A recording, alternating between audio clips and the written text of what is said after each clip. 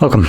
In front of me is a REALME C21, and today I'll show you how to go through the setup process of the device.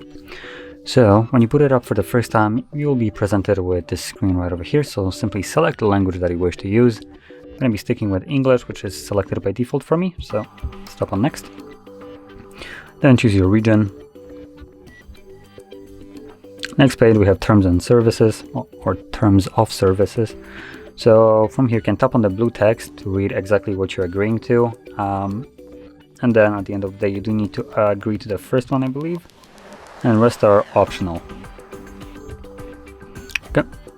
Next page we have Wi-Fi connection, so you can connect to Wi-Fi if you wish to, or well, ignore it. So I'm gonna skip it. Now by skipping it, I will lose the ability to log into my Google account. So that's one thing, but still, once you connect to Google or to Wi-Fi, I mean, you'll be able to later on log into your Google account through settings if that is something that you want to do. So anyway, I'm gonna tap on next. Oh, actually, before I do, I'm gonna mention one little thing here. So as you can see, there is the automatically select the best Wi-Fi, which if you check on and you have more Wi-Fis to choose from, the phone will choose whichever one is the best for you. And also, once you select that one, it will also add the option to connect to mobile network instead of Wi-Fi if both of, or however many Wi-Fis you have around you just suck. So yeah. Now let's go to the next page where we will have Google services. So we have location, scanning, and sending user and diagnostic data. So if you want those, simply enable them or keep them enabled. And if you don't want them, then disable them. From there, once we go down, we have the option to set up a screen lock.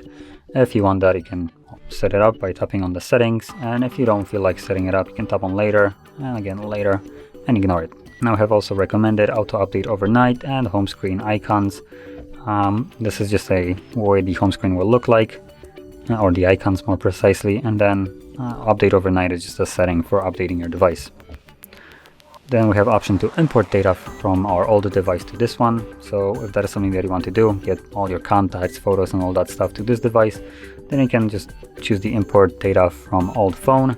It will give you a application that you need to download on your old device and then connect it to this one, which everything will be written fairly clearly and easy to understand a guide for it. So let's tap on later, and this basically finishes up the setup. So let's tap on get started. And we should have our home screen, and there we go. So if you found this video helpful, don't forget to hit like, subscribe, and thanks for watching.